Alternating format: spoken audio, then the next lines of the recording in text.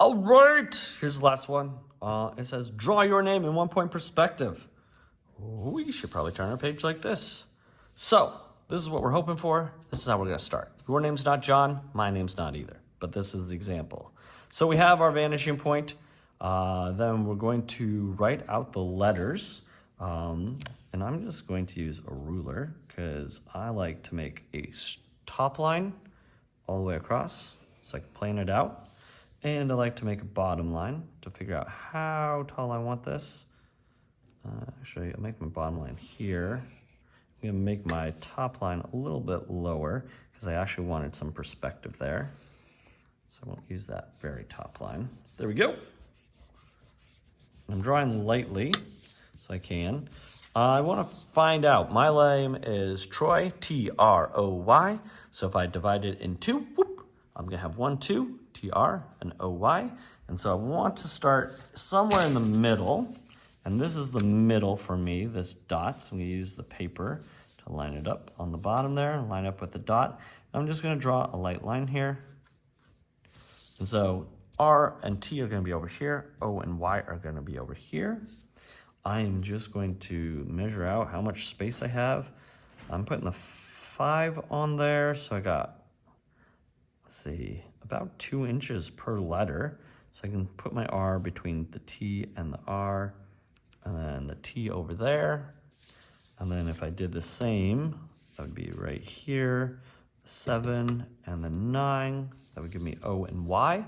So if I put my letters in here, I'm also gonna start with the R. Just gonna freehand it. On the O. And then the Y. And then the T. This will allow me to space out things so I can get it visually spaced where I want. I drew it lightly. Now what I can do is, now that I got this where I think I want it, I don't want to really move anything, I'm gonna draw box letters around what I just did there. And I'm using the edge of the papers to get my lines nice and straight.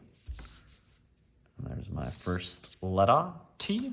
I can erase that sketch of a T there. Do the same for the R now.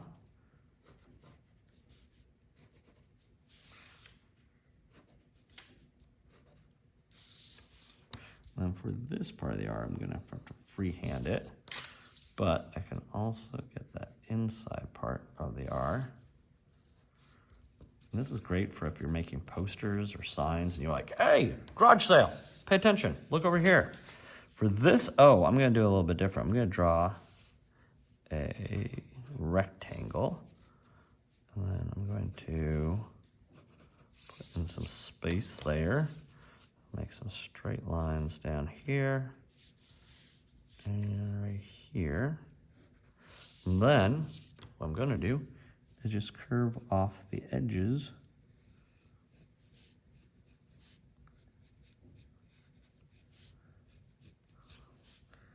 and curve off the edges here. So if I was making a poster about myself, I could use this technique to make my letters look pretty cool. And of course, the neater your letters, the more time you put into them, the nicer it's gonna be. Of course, anything in life that you put effort into is gonna be, it's gonna show. It's gonna show. Effort always shows. Okay, so I got Troy. It's not perfect, but it'll do for this. I'm going to get the edges to the vanishing point. So I'm just gonna take my time to draw all the edges. I'm gonna skip any part that goes through a letter. I'm just gonna take it to the other side. For this R, I drew to it, and then I skipped it, and then I went to the other side. For the bottom of that, I go down, onto the other side, and I got myself a T. Do the same with the R. I have that corner done. I need to do this inside corner, hit the R, go to the other side, go to the outside of the R, go down here. There's my R. Do the same for the O. I want to show some distance there. Do the inside of the O. So I hit the O, go to the inside of it. Do that over here as well. And then I'll do the Y. Stand up just because the camera is in the way. Hit the corners of my Y. Hit the side of my Y. Hit the O, come on the other side. Do that right here. So that is it. It's starting to stand out. Now I got to give it some depth. And so what I want to do is make some vertical lines here to show depth, my T. Do the same. I'm going to figure out the same distance for the edge of the T, which I believe is right there. That looks right. Ta-da. Do the same for the R, get the depth. Now this part's going to be hard for the R because I need the same depth, but this line, just like we did before with that W, I got to use that to get that depth to match that depth. If it's too big, then I just adjust and make it smaller, like so. Do the same with the O, get the depth that I want on the outside, get the depth for the Y, then get this line, match it up. Boom, got myself my Y. Get my depth on this line for the Y. And I got my name. It's almost there. Should do the back parts now because I want to figure out how far out I'm going to go. I'm going to use this Y. That's how far I want out for my O, for my R, and for my T. That's the backs of them. Now I can connect. Why did I connect that R right there? Bring this R down. Around these circles, you sort of have to freehand, which isn't the worst. I don't have the angle right on that one. There it is. Now I can clean up these lines around and in my letters. They're going to the vanishing point. Get rid of all of those now. Sorry for the wiggliness.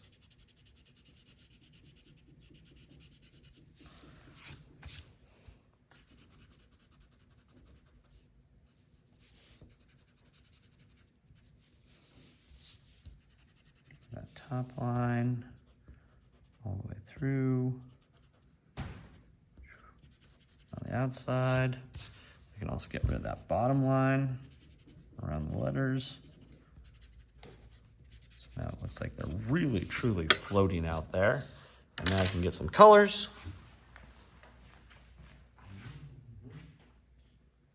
That's a cool color.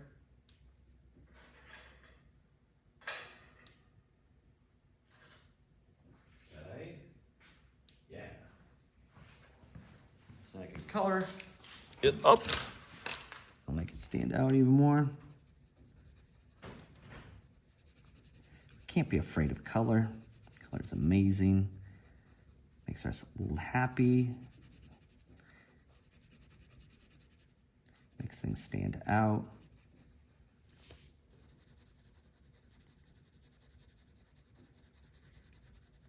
You know, it's easy to be afraid of color or to be scared like it's going to mess things up.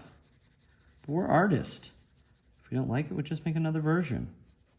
Try a different color. But you can see that color just really pulls it forward and says, hey, look at me.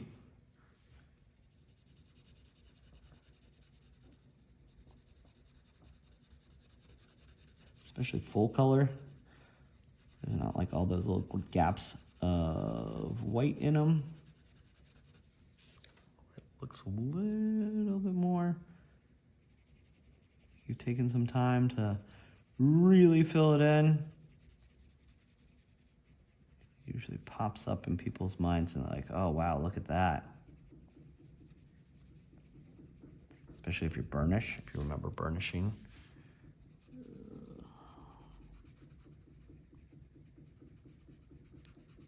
Sorry, I'm putting a lot of pressure on this to get that pink out. Yellow on the O. Probably not the best color for this O just because it has so much pencil stuff from the circle. The freehand. Oh, I forgot that line.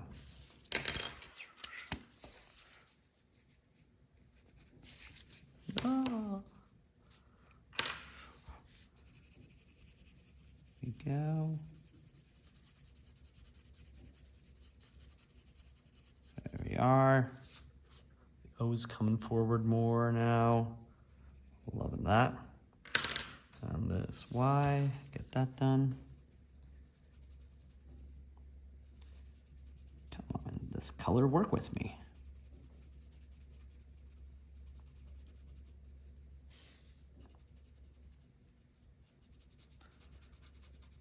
This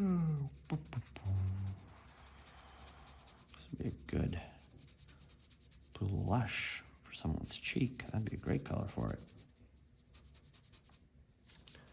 All right, so we have this. I'll go in with my pencil, get some shadow, some hatch marks to give it a little pop.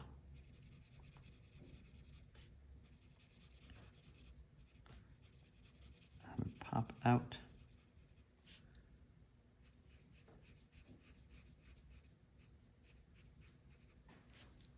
It's popping out even more.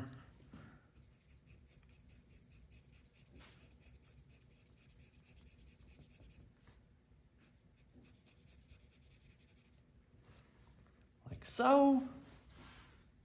Use this side. Now.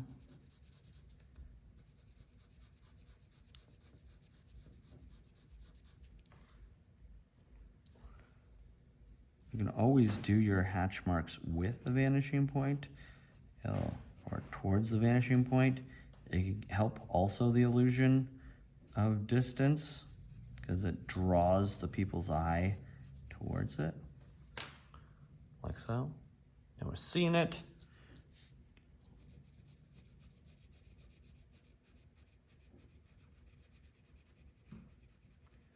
Do the outside of these two. Do the tops.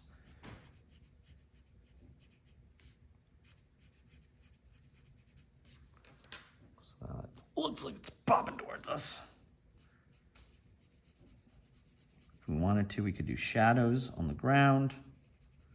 Just to kind of follow these vanishing points even more.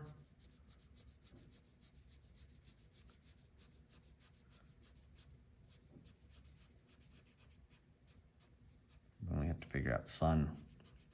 Might be another lesson. Because I just want it to look like that. Ta-da! Students, you now know 1 point pretty well. You've done this.